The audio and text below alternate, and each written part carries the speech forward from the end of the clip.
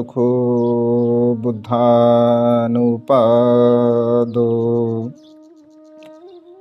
सुखासद्धम्म देशना सुखा संघस्स सामग्गी समग्गानं तपो सुखो। विश्ववंदनीय विश्वशांतीदूत प्रज्ञाशील समाधीचे उद्गाता महान करुणावान करुणेचा सागर तथागत सम्यक संबुद्ध या तथागतांनी संपूर्ण मनुष्य प्राण्यांच्या हितासाठी सुखासाठी आणि कल्याणासाठी ज्या सद्धम्माची निर्मिती केली असा सद्धम्म, त्या सद्धम्माचा सातत्याने प्रचार आणि प्रसार करणारा सदापूजनीय भिक्खू संघ, बुद्ध धम्म आणि संघ या महान तीन रत्नाची आम्हा सर्वांना माहिती करून देणारे, आम्हा सर्वांचे आधारस्तंभ, भारतीय घटनेचे शिल्पकार, परमपिता बोधिसत्व गुणपितांग डॉक्टर बाबासाहेब आंबेडकर यांच्या धम्मक्रांतीमध्ये संपूर्ण जीवन समर्पित करून या मंगलमय प्रसंगी गर्भसंस्काराच्या निमित्ताने संपूर्ण उपस्थित श्रद्धासंपन्न उपासक उपासिका आज अर्पणाताई शंकर निकाळजे ताईंचा गर्भसंस्कार विधी या ठिकाणी आपण संपन्न करत आहोत। तथागतांच्या श्रेष्ठ सिद्धांताला अनुसरून मानवी जीवनावरती संस्कार होणं अत्यंत गरजेचं आहे असं भगवंतांनी म्हटलं आहे। जे आपलं जीवन आहे ते जीवन जे संस्काराने घडत असतं। जशा प्रकारचे संस्कार आपण आपल्या जीवनामध्ये निर्माण करत असतो तशा पद्धतीने मनुष्य या संसारामध्ये सुख आणि दुःख भोगत असतो असं भगवंतांनी म्हटलं आहे। आणि त्यामुळे आपलं जीवन आपण संस्कारित म्हणजे करण्याचा प्रयत्न केला पाहिजे। तर संस्कार सांगताना भगवंत असे म्हणतात की अगदी मातेच्या गर्भामध्ये जेव्हा बाळ असतं अगदी तेव्हापासून आपण संस्कार आपल्या बाळावरती देऊ शकतो। 10 प्रकारचे संस्कार या मानवी जीवनामध्ये आहेत असं भगवंतांनी म्हटलं आहे। पहिला संस्कार हा गर्भसंस्कार असतो आणि शेवटचा संस्कार ज्याला अंत्यसंस्कार असं म्हटलं जातं। तर मधल्या काळामध्ये आपल्या जीवनामध्ये जे काही प्रसंग घडत असतात तर ते संपूर्ण प्रसंग संस्कार रूपाने आपण आपल्या जीवनामध्ये करत असतो। तर गर्भसंस्कार हा अत्यंत महत्त्वपूर्ण विधी आहे असं भगवंतांनी म्हटलं आहे। प्रत्येक मातापित्यांना असं वाटतं की आपले मुलं बाळ खूप चांगल्या प्रकारचे घडावे, त्यांनी खूप चांगल्या प्रकारचं बनावं, त्यांच्या जीवनामध्ये त्यांनी यश संपादन करावं आणि विशेष रूपाने त्यांचं व्यवहारिक जे काय आचरण आहे तर ते व्यवहारिक आचरण त्यांचं चांगलं असावं असं प्रत्येक मातापित्यांना वाटत असते। परंतु भगवंत असे म्हणतात की जन्मास आलेल्या बाळावरती आपण तर संस्कार टाकू शकतो, परंतु अगदी गर्भामध्ये जेव्हा मातेच्या बाळ असते तर तेव्हापासून आपण त्याच्यावरती संस्कार टाकू शकतो। म्हणजे हा जो काही विधी आहे तर केवळ आजच आपण करतो अशातला भाग नाही आहे। अगदी भगवंताच्या काळापासून हा विधी केला जातो। बौद्ध साहित्यामध्ये असे उदाहरण आपल्याला पाहायला मिळतात। सर्वात पहिलं उदाहरण बुद्ध आणि त्यांचा धम्म या ग्रंथाचं जर आपण वाचन केलं, विश्लेषण केलं तर महामायेला अनेक दिवसापर्यंत गर्भ राहत नसतो, परंतु जेव्हा महामायेला गर्भ राहिल्यानंतर शाक्य लोकांमध्ये वप्रमंगल नावाचा एक उत्सव करण्याची पद्धती होती, प्रथा होती आणि दरवर्षीप्रमाणे नित्य नियमाने शाक्य लोक हा वप्रमंगल उत्सव संपन्न करत असत। महामायेला जेव्हा गर्भधारणा होते तेव्हा महामाया आपल्या पतीला राजा सिद्धोधन यांना म्हणते की महाराज, दरवर्षीप्रमाणे आपण वप्रमंगल उत्सव संपन्न करत असतो, परंतु यावर्षी थोडा आपण वेगळ्या पद्धतीने तो उत्सव संपन्न करावा। ज्या उत्सवामध्ये नाच गाणे नसावे, या उत्सवामध्ये प्रकारचं मद्य सेवन नसावं आणि अन्य जे काही सांस्कृतिक कार्यक्रम असतात तर ते यावेळेस मात्र कुठल्याही प्रकारचे नसावे। मग हा जो उत्सव आहे आपण तर अत्यंत चांगल्या प्रकारचा धार्मिक स्वरूपामध्ये आपण करूया. सांस्कृतिक आणि धार्मिक हे पूर्वीपासूनच मनुष्यांच्या जीवनामध्ये संस्काराच्या रूपाने संस्कार विधी आपण पाहत असतो. तर राजा म्हणतो की तुझ्या इच्छेप्रमाणे होईल. आणि महामाया असं म्हटलं आहे की 7 दिवस उपोषणशिलाचं अनुसरण करत असते.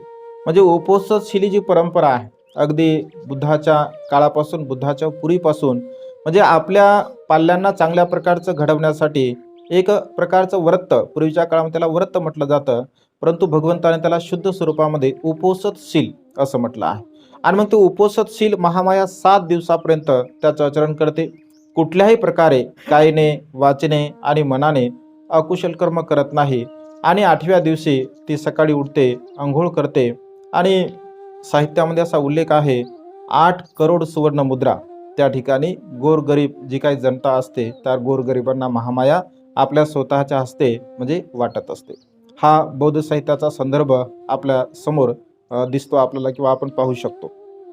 म्हणजे एका बोधिसत्वाची माता आपल्या बाळाला घडवण्यासाठी, आपल्या बाळाला चांगल्या प्रकारचं बनवण्यासाठी म्हणजे कशा प्रकारे स्वतःच्या मनाला तयार करते, स्वतःचं मन कशा प्रकारे तयार करत असते यावरून स्पष्टपणे आपण जाणू शकतो. कारण माता जशा प्रकारचा विचार करेल, माता जशा प्रकारचं खाईल, जशा प्रकारचं पिईल, जशा प्रकारचा विचार करेल, तर संपूर्ण इनडायरेक्टली परिणाम ते बाळावरती होत असतात. आणि त्यामुळे मातेच्या मनाची अवस्था, मातेच्या चित्ताची अवस्था अत्यंत महत्त्वपूर्ण आहे असं भगवंतांनी म्हटलं आहे. व्यवहारामध्ये आपण म्हणत असतो की जेव्हा मातेला म्हणजे गर्भ असतो तर तिला आपण चांगल्या प्रकार म्हणजे असे जे काही अवजड काम असेल किंवा कठीण काम असेल अशा प्रकारचे काम आपण करू देत नाही. का करू देत नाही? कारण गर्भामध्ये असणाऱ्या बाळाला कुठल्याही प्रकारचा त्रास होऊ नये, कुठल्याही प्रकारच्या इजा त्याला होऊ नये अशा प्रकारची काळजी व्यवहारामध्ये सुद्धा आपण घेत असतो. आणि त्यामुळे जशा प्रकारे माता विचार करेल, जशा प्रकारचं बोलेल, जशा प्रकारचं वागेल, तशा प्रकारचे जे काही संस्कार असतात तर ते तशा प्रकारचे संस्कार बाळावरती होत असतात. भगवंताचा सिद्धांत जरी 2500 वर्षापूर्वीचा असेल परंतु आजही जशाच्या तसा व्यवहारामध्ये बुद्धाचा सिद्धांत हा लागू पडतो. आज वैज्ञानिक दृष्टिकोनातून जर आपण विचार केला असेल तर बाळाची जी काय वाढ होत असते तर 3 महिन्याच्या नंतर म्हणजे बाळाची वाढ होत असते, शारीरिक आणि बौद्धिक अशा प्रकारची वाढ होते. 3 महिन्यापर्यंत बाळ हे मांसाचा गोळा असते, त्याच्यावरती कुठल्याही प्रकारचे संस्कार होऊ शकत नाहीत. परंतु 3 महिन्याच्या नंतर मात्र जेवढे मातेचे दिवस असतील तेवढ्या दिवसापर्यंत कळत न कळत बाळावरती संस्कार होत असतात. आणि त्यामुळे आपण स्वतःला जपलं पाहिजे, आपल्या गर्भातील असणाऱ्या बाळाला जपलं पाहिजे आणि आपण चांगल्या प्रकारचं कर्म करण्याचा प्रयत्न केला पाहिजे. म्हणजे दिवसभर आपला जो व्यवहार आहे, दिवसभर आपण चिंतन मनन कशा प्रकारचं करतो यावरती सुद्धा खूप काही अवलंबून आहे. आणि म्हणून आपले संस्कार आपल्या बाळाला आपण कशा प्रकारचे द्यायचे, कशा प्रकारचं बनवायचं यावरून आपण ठरवू शकतो.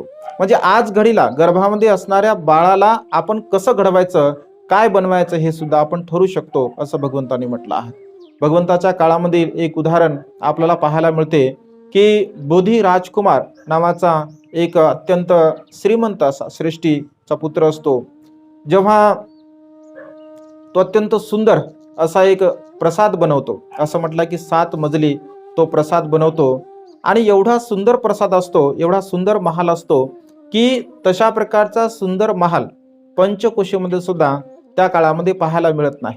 आणि मग एवढा सुंदर महाल बनवल्यानंतर तो विचार करतो की एवढा सुंदर महाल बनवला आहे असं तर माझ्या पाहण्यामध्ये आतापर्यंत आलेलं नाही आहे. मग तो त्या कारागिरांकडे जातो आणि त्यांना विचारतो की अशा प्रकारची प्रतिकृती तुम्ही यापूर्वी बनवली आहे का, असं घर तुम्ही, असा महाल तुम्ही बनवला का? तर ते लोक म्हणतात की नाही, आमच्याकडून पहिल्यांदाच अशा प्रकारचं ही वास्तू बनवण्यात आली आहे. तर मग बोधी राजकुमार असा विचार करतो की माझ्यासारखी वास्तू कोणाची असू नये, एकदा माझ्यासारखी वास्तू कोणाची असू नये, कारण माझ्यासारखी जर दुसरी ही वास्तू झाली तर म्हणजे माझ्या वास्तूला एवढं काही विशेष महत्त्व राहणार नाही. आणि मग तो विचार करतो की हे जेवढे काही कारागीर आहे या जेवढ्या कारागिरांना एकतर मी त्यांना मारेल किंवा त्यांचे हातपाय म्हणजे तोडून टाकेल. जसं अलीकडच्या काळामध्ये इतिहासामध्ये ताजमहालाच्या संदर्भामध्ये म्हटलं जातं, परंतु हे वास्तव पाहता म्हणजे बुद्धाच्या काळामध्ये सुद्धा असं एक उदाहरण आलेलं आहे. कदाचित त्या उदाहरणावरून हे उदाहरण येऊ शकते, कारण बुद्धाचा सद्धम्म हा 2500 वर्षापूर्वीचा 2600 वर्षापूर्वीचा म्हणजे परंपरागत हा सद्धम्मा आहे. तर एका मित्राच्या जवळ अशा प्रकारचं तो बोलतो की, आणि मग तो मित्र खूप चांगला असतो, सज्जन असतो. तो त्या कारागिराकडे जातो आणि त्यांना म्हणतो की, हो तुझं कार्य सौम्य झालं आहे का, पूर्ण कार्य झालं का? तर तो म्हणतो हो, प्रामाणिकपणे तो सांगतो काही थोडंसं काम बाकी आहे. तर तो म्हणतो की, हा बोधी राजकुमार तुला मारू इच्छितो आहे, तू तुझा स्वतःच्या सुरक्षेचा काहीतरी उपाय कर. असं म्हटल्याबरोबर तो म्हणतो की ठीक आहे, तो माझ्यावरती अनुकंपा केली, मला हे कार्य सांगितलं. आणि पुन्हा दुसऱ्या दिवशी बोधिराजकुमार येतो त्या कारागिराकडे आणि त्याला म्हणतो की काम पूर्ण झालं आहे का? तर तो म्हणतो की महाराज, काम पूर्ण झालं नाही आहे, अद्याप काही दिवस बाकी आहे. परंतु मला काही म्हणजे छोटी जे काही कलाकृती बनवायची आहे त्यासाठी म्हणजे सुकलेली लाकडं आवश्यक आहे. आपण त्या लाकडाचा बंदोबस्त करावा आणि त्या लाकडं त्याला दिल्या जातात. पुन्हा तो म्हणतो की हे काम करण्यासाठी मला एकांत हवा आहे. मला काम करत असताना कोणीही आपण येऊ नये, कोणाचाही कोणत्याही लोकांना आपण आतमध्ये पाठवू नये. केवळ माझी पत्नी मला भोजन घेऊन येत असेल, अन्य कोणीही येणार नाही. आणि इकडे तो तर कारागीर असतो, कलाकुशल त्याच्यामध्ये असते. आणि असं म्हटलं आहे साहित्यामध्ये असा उल्लेख आहे की एक सुंदर अशा प्रकारचं यान तो बनवतो, जे की आकाशामध्ये उडेल अशा प्रकारचं यान तो स्वतः बनवतो आणि त्या यानाच्या द्वारा तो निघून जात असतो, पळून जात असतो. हे उदाहरण झाल्यानंतर, हा प्रसंग झाल्यानंतर मग बोधी राजकुमार भगवंताकडे जातो आणि भगवंताला म्हणतो की भगवान, जे पूर्वीच्या काळामध्ये सुद्धा अशी पद्धत होती की आपलं घर जर बनवलं असेल, ऐक ना, आपल्या घरी एखादा मंगलमय प्रसंग असेल तर भिक्खू संघाला भगवंताला भोजन देण्याची एक पद्धती होती. आणि मग बोधी राजकुमार भगवंताकडे जातो आणि भगवंताला म्हणतो की भगवान, भिक्खू संघासह उद्याच्या भोजनाचा तुम्ही आमच्याकडे स्वीकार करावा. भगवंत मूक संमतीने स्वीकार करत असतात. आणि जो राजप्रसाद आहे त्या राजप्रसादापासून म्हणजे राजप्रसादाच्या गेट पासून ते बाहेरच्या कंपाऊंडच्या गेटपर्यंत अत्यंत सुंदर लाख मोलाचा गालिचा बोधिराजकुमार टाकत असतो. आणि तो गालिचा टाकल्यानंतर भगवंत गेट पाशी येतात, भिक्खू संघ उभा राहतो आणि तो म्हणतो की भगवान, आपण आतमध्ये प्रवेश करावा. भगवंत आतमध्ये प्रवेश काही करत नाही. तो पहिल्यांदा भगवंताला म्हणतो, भगवंत शांत राहतात. दुसऱ्यांदा सुद्धा म्हणतो की भगवान, आपण आतमध्ये प्रवेश करावा. भगवंत शांत राहतात. तिसऱ्यांदा सुद्धा तो भगवंताला म्हणतो की भगवान, आपण आतमध्ये प्रवेश करावा. तेव्हा भगवंत आनंदाकडे बघतात. आनंद अत्यंत हुशार असतात, अत्यंत बुद्धिमान असतात. अगदी संकेत भगवंताचा ते जाणतात आणि ते म्हणतात की बोधिराजकुमार, हे जे तू गालिचा टाकला आहे तर या गालिच्यावरून भगवंत जाऊ इच्छित नाही, याला तू काढून घे. आणि लगेच मग तो काढून घेतो. काढून घेतल्यानंतर भगवंत आतमध्ये प्रवेश करतात. अत्यंत स्वादिष्ट असं भोजन तो भगवंताला, भिक्खू संघाला स्वतःच्या हस्ते वाढतो आणि भगवंताच्या समोर छोटंसं आसन घेऊन तो बसत असतो. बसल्यानंतर तो म्हणतो की भगवान, माझी बुद्धाबद्दल खूप श्रद्धा आहे. भगवान, माझी धम्माबद्दल खूप श्रद्धा आहे. माझी संघाबद्दल खूप श्रद्धा आहे. भगवान, मी आजच बुद्ध धम्म संघाला शरण गेलो नाही. भगवान, जेव्हा मी मातेच्या गर्भामध्ये होतो तेव्हा माझी माता, माझ्या दासी कर्वे बुद्धाकडे गेली आणि बुद्धाला म्हणाले की भगवान, बोधिराजकुमारच्या मातेच्या गर्भामध्ये बाळ आहे. बोधिराजकुमारची माता सुद्धा भगवंताला शरण जात आहे आणि गर्भामध्ये असणारं बाळ सुद्धा बुद्ध धम्म संघाला शरण जात आहे. भगवान, मातेच्या गर्भामध्ये मी जेव्हा होतो तेव्हा पहिल्यांदा मी त्रिरत्नाला शरण गेलो. भगवान, माझा जेव्हा जन्म झाला, जन्म झाल्यानंतर सुद्धा माझी माता माझ्या दासीला सांगते की जा तू भगवंताकडे, भगवंताला प्रणाम कर, माझ्या वतीने प्रणाम कर. आणि बाळ जन्मला आहे, बोधिराजकुमार जन्मला आहे, तो जन्मलेलं बाळ सुद्धा बुद्ध धम्म संघाला शरण जात आहे असं तू म्हण. भगवान, मी तेव्हा दुसऱ्यांदा बुद्ध धम्म संघाला शरण गेलो आणि भगवान, आज मी स्वतः प्रत्यक्ष रूपाने मी तारुण्यामध्ये आहे. भगवान, आज सुद्धा मी बुद्ध धम्म संघाला शरण जात आहे. भगवान, माझी त्रिरत्नावरती खूप श्रद्धा आहे. भगवान, आपण त्या गालिच्यावरती का चालला नाही? बोधिराजकुमार प्रश्न करतो भगवंताला की भगवान, आपण मी जो टाकलेला गालिचा होता त्या गालिच्यावरती आपण का चालले नाही? तेव्हा भगवंत असे म्हणतात की राजकुमार, तो गालिचा तू कोणत्या उद्देशाने टाकला होता? काय उद्देश होता तो गालिचा टाकण्याचा? तेव्हा बोधिराजकुमार म्हणतो की भगवान, मला संतती नाही आहे, मला मूलबाळ नाही आहे. आणि मी असा विचार केला की माझं जर पुण्य असेल, माझं जर कुशल कर्म असेल तर या गालिच्यावरून भगवंत आणि भिक्खू संघ चालतील, तर या पुण्याच्या बलाने मला संततीचा लाभ होईल. तर भगवंत असे म्हणतात की म्हणूनच मी चाललो नाही. मग तो म्हणतो की भगवान, मला संततीचा लाभ होणार नाही का? मला मुलबाळ होणार नाही का? तर भगवंत असे म्हणतात की नाही बोधिराजकुमार, तुला मूलबाळ होऊ शकणार नाही, तुला संततीचा लाभ होऊ शकणार नाही. मग तो म्हणतो की भगवान असं काय कारण आहे, मला संततीचा लाभ होत नाही असं काय कारण आहे? तेव्हा भगवंत असे म्हणतात की राजकुमार, तू जे केलेलं कर्म आहे त्या कर्माचा तो विपाक आहे, त्या कर्माचा तो परिणाम आहे. आणि पूर्वकर्म सांगताना भगवंत असे म्हणतात, मग भिक्षू सुद्धा विचारतात की भगवान काय पूर्वकर्म होतं, बोधी राजकुमार सुद्धा विचारतो. तेव्हा भगवंत असे म्हणतात, एक वेळचा प्रसंग आहे. एक वेळेस असंख्य लोक जेव्हा बोटीमध्ये प्रवास करत होते आणि बोटीमध्ये प्रवास करत असताना अचानकपणे सागरामध्ये वादळ निर्माण झालं आणि ती बोट त्या ठिकाणी म्हणजे बुडून गेली. तर हे पती पत्नी त्या बोटीवरती असतात.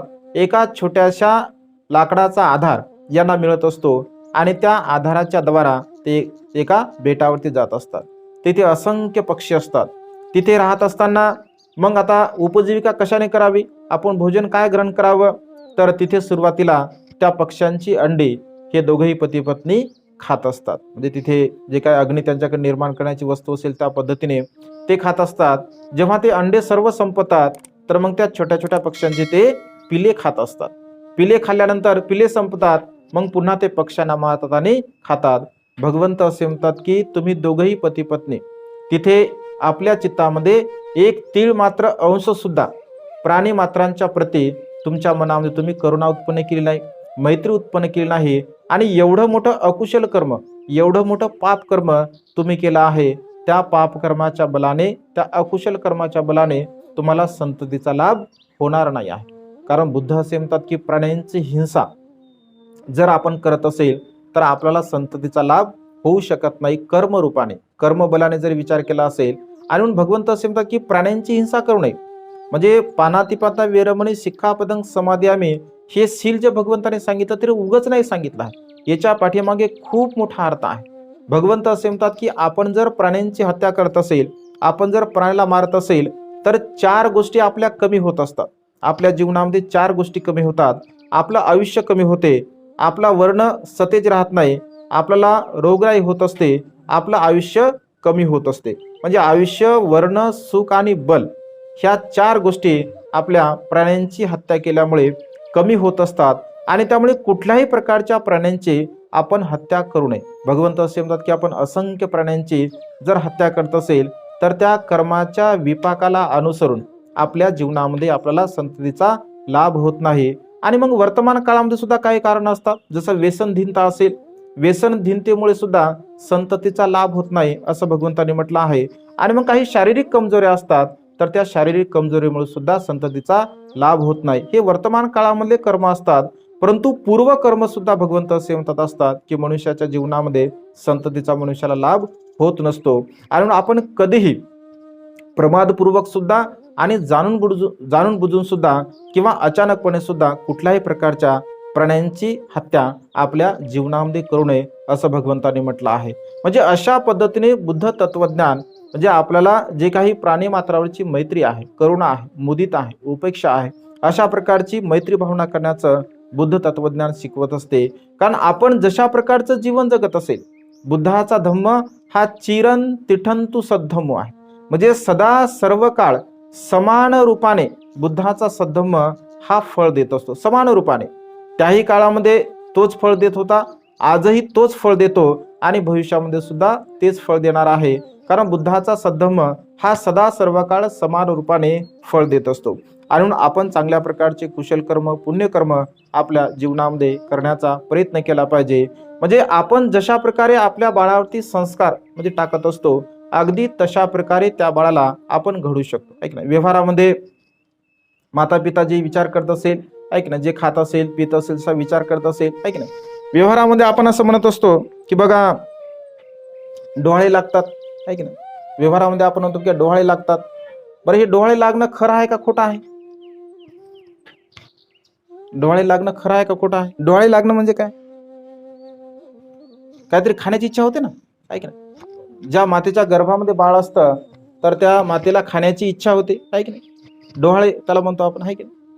आता कधी कधी मग समजा कोणी जर मागत असेल बा काही काही पदार्थ, सहज आपण मजाक म्हणतो काय डोहाळे लागले काय म्हणतो, आहे की नाही. म्हणजे मग हे कोणाच्या मनामध्ये असते? हे मातेला खाण्याची इच्छा नसते, आहे की नाही. गर्भामध्ये असणारं जे बाळ असते तर त्या बाळाला तशा प्रकारे खाण्याची इच्छा होत असते. बौद्ध साहित्यामध्ये बघा अजातशत्रूचं उदाहरण आपल्याला पाहायला मिळतं, आहे की नाही? राजा बिंबिसाराचा पुत्र, म्हणजे डोहाळे कोणत्याही प्रकारचे लागू शकतात, भगवंताने असं म्हटलं. बौद्ध साहित्याचं उदाहरण आपल्याला पाहायला मिळते की या संसारामध्ये जीवन जगत असताना भगवंत असे म्हणतात की मनुष्य आपल्या कर्मबलाने बनत असतो. चांगला आणि वाईट मनुष्य आपल्या कर्मबलाने बनत असतो. आणि जेव्हा बिंबिसाराच्या पत्नीला म्हणजे दिवस राहत असतात, तर दिवस राहत असताना मग तिची इच्छा होते. आता राजाची राणी आहे, अनेक प्रकारच्या इच्छा तिच्या होत असतात. परंतु एक वेळ मात्र ती नकळतपणे राजाला असं म्हणते की महाराज, माझी इच्छा होत आहे. मग राजा म्हणतो की सांग इच्छा काय होत आहे. तिच्या इच्छा राजा पूर्ण करत असतो, परंतु तिला सांगा वाटत नाही. म्हणजे अशा प्रकारची इच्छा तिच्या मनामध्ये उत्पन्न होते. आणि मग राजा म्हणतो की सांग तुझी काय इच्छा आहे. तर ती म्हणते की महाराज, मला म्हणजे खून पियायचा आहे, ऐक ना, रक्त पियायचं आहे. मग राजा विचार करतो की म्हणजे असं कसं होऊ शकते. आणि मग पूर्वीच्या काळामध्ये काय असतं की लक्षणशास्त्रामध्ये काही लोक असतात, ऐक ना, सिद्धार्थ गौतमाचं भविष्य पाहण्यासाठी ब्राह्मण आले होते. तर लक्षणशास्त्रामध्ये जे लोक पारंगत असतात, तर मग ते लक्षणशास्त्र म्हणजे माणसाची जी चर्या आहे त्या चर्येवरून त्याचे लक्षण कसे आहे, ऐक ना, तो कोणत्या लक्षणाचा आहे, कशा प्रकारचा आहे, तर ते ओळखलं जातं. मग राजा काही ब्राह्मणांना बोलवतो आणि तो म्हणतो की राणीला अशा प्रकारचे डोहाळे का लागले आहे. तर जेव्हा ते चिंतन करतात आणि सांगतात की महाराज, राणीच्या गर्भामध्ये असणारं जे बाळ आहे, ऐका, तर ते बाळ आपल्या पित्याची हत्या करणार आहे, आपल्या पित्याची हत्या करणार आहे. आणि त्यामुळे भगवान म्हणजे महाराज, याला आपण म्हणजे जन्मास येण्याच्या अगोदर आपण त्याला मारलं पाहिजे. तर राजा म्हणतो की असं कसं होऊ शकते, जे बाळ अगोदर आधी जन्मासच आले नाही आहे, आपण त्याला कसं काय मारू शकतो. आणि त्यामुळे त्याचं नाव ठेवतात अजातशत्रू. म्हणजे न झालेला, जात म्हणजे जन्म, ज्याचा जन्मही अद्याप झाला नाही आहे, तो आपल्या पित्याचा शत्रू, म्हणून अजातशत्रू अशा प्रकारचं त्याचं नाव ठेवण्यात येत असते. जेव्हा तो मोठा होतो, अत्यंत महत्वाकांक्षी असतो, शूरवीर असतो.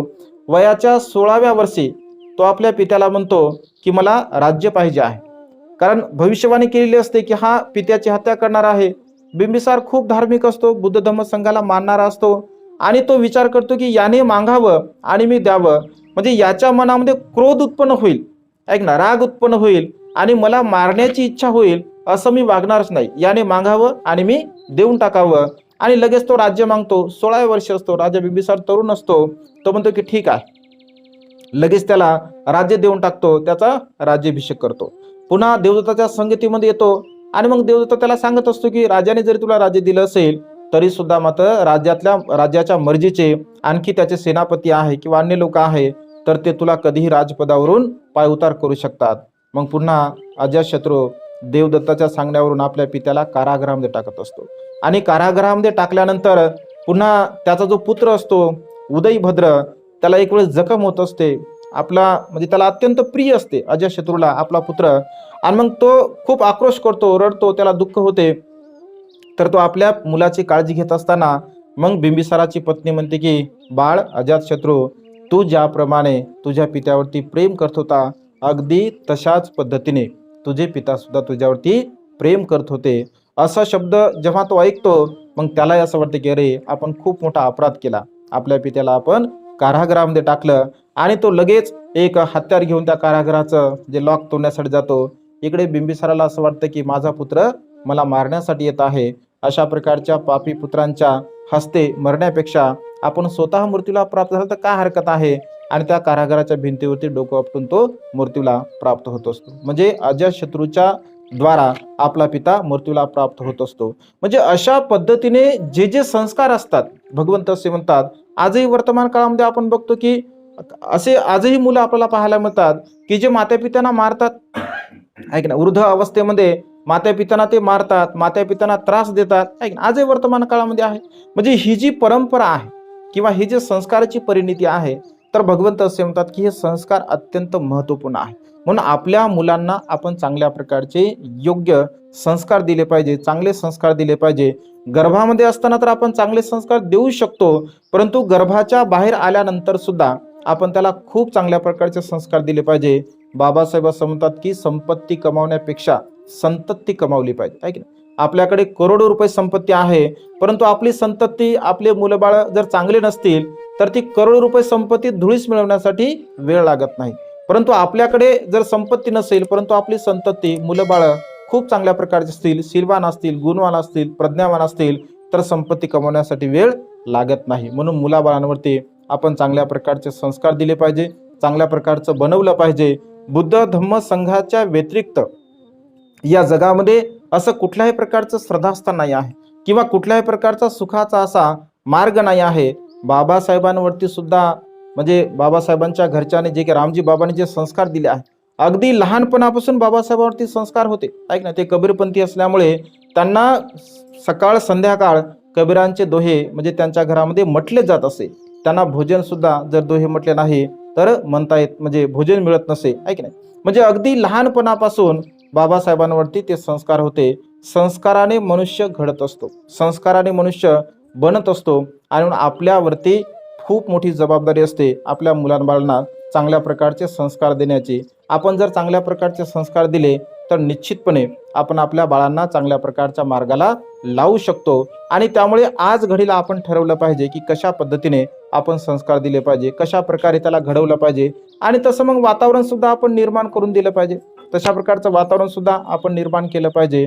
म्हणजे अशा प्रकारचा संस्कार विधी, गर्भसंस्कार करणं अत्यंत गरजेचं आहे. कारण संस्कारामुळे मनुष्य चांगला घडत असतो आणि संस्कारामुळे मनुष्य वाईट सुद्धा घडत असतो. आणि म्हणून आज या मंगलमय प्रसंगी ताईंनी हा जो काही गर्भसंस्कार विधी या ठिकाणी घेण्याचं नियोजन केलं आहे, तर निश्चितपणे हा एक चांगल्या प्रकारचं बौद्ध संस्कृती आहे. या संस्कृतीला आपण टिकवण्याचा प्रयत्न केला पाहिजे. आणि बुद्ध धम्म संघ हे आपले श्रद्धास्थान आहे. तसं परिवार धार्मिक आहेत आणि धार्मिकता अधिक आपल्या चित्तामध्ये, आपल्या मनामध्ये आपण वाढवण्याचा प्रयत्न केला पाहिजे.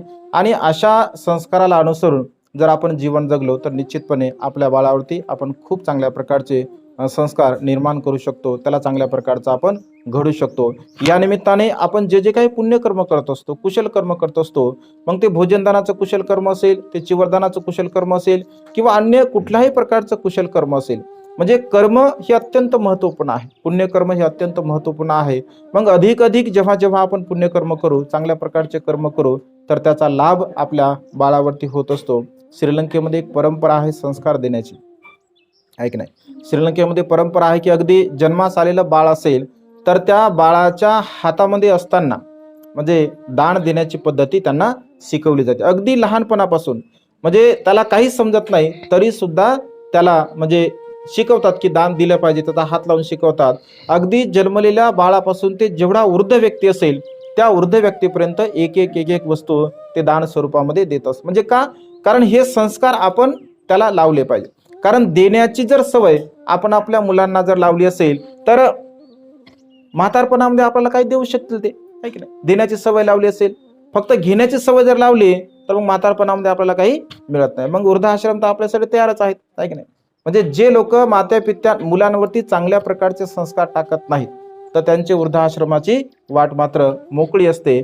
आणि त्यामुळे जसं बुद्ध असे म्हणतात की जसं कराल तसं भराल, आहे की नाही. तुम्ही जर तुमच्या माता पित्याची चांगल्या प्रकारे सेवा करत असाल तर तुमचे मुलं बाळ चांगल्या प्रकारे सेवा करतील. जर तुम्ही चांगल्या प्रकारे सेवा करणार नाही माता पित्याची तर तुमची सेवा होईल अशी आपण भोळी आशा मनामध्ये निर्माण करू नये, आहे की नाही. चुकीची आशा मनामध्ये निर्माण करू नये. आणि आपली चांगल्या प्रकारची सेवा व्हावी, आपण चांगल्या प्रकारचं म्हातारपण आपलं चांगलं जावं, या दृष्टिकोनातून आपण जर विचार केला असेल तर स्वतः आपण प्रॅक्टिकली आपल्या मातापित्यांची खूप चांगल्या प्रकारे सेवा केली पाहिजे. आपल्या मुलाबाळांना एक चांगल्या प्रकारचा आदर्श आपण निर्माण करून दिला पाहिजे की आई वडिलांची सेवा आपण केली पाहिजे, आपल्या मातापित्यांची आपण सेवा केली पाहिजे, आपल्या वडीलधाऱ्या लोकांची आपण सेवा केली पाहिजे. कारण हा मानवी जीवनातला अत्यंत महत्त्वपूर्ण असा एक संस्काराचा भाग आहे. आणि मग पूर्वीच्या काळामध्ये बघा, जे एकत्र कुटुंब पद्धती होती तर ती एकत्र कुटुंब पद्धतीचा अर्थ तोच होता की सर्व लहान मुलांवरती म्हणजे चांगल्या प्रकारचे संस्कार व्हायला पाहिजे, एकमेकांचा आदर एकमेकांनी केला पाहिजे. कारण संसारामध्ये आदरपूर्वक जर आपण जीवन जगत असेल तर आपल्या जीवनाला एक चांगल्या प्रकारचं वळण लागत असते, आपल्या मनाला वळण लागते, आपल्या शरीराला वळण लागते. आणि मग आपण जशा प्रकारचं स्वतःला वळण लावण्याचा प्रयत्न केला असेल तशा प्रकारे आपले मुलं सुद्धा घडत असतात, आपले पाल्य सुद्धा घडत असतात आणि निश्चितपणे ते चांगल्या प्रकारचं जीवन जगू शकतात. आणि म्हणून आज या मंगलमय प्रसंगी अधिक न बोलता अर्पणाताई शंकर निकाळजे यांनी हा जो काही पुण्य जो काही संपादन करण्याचा हा कार्यक्रम या ठिकाणी संपन्न केला आहे. या निमित्ताने आज भोजनदान, चिवरदान, फळदान म्हणजे अशा प्रकारचं हे दानकर्म, पुण्यकर्म निश्चितपणे ताईच्या गर्भामध्ये असणाऱ्या बाळाला सुख, समाधान, आयुष्य, वर्ण आणि बल प्राप्त होण्यासाठी व तुम्हा सर्वांना सुद्धा तुमच्या जीवनामध्ये आयुष्य, वर्ण, सुख आणि बल प्राप्त होण्यासाठी सहाय्यक ठरो अशा प्रकारची एक मंगलमय आणि उदात्त कामना या ठिकाणी व्यक्त करून ही छोटीशी धम्मदेशना संपन्न करतो. सर्वांचं मंगल हो, सर्वांचं कल्याण हो, सर्वांना दीर्घायुष्य लाभो.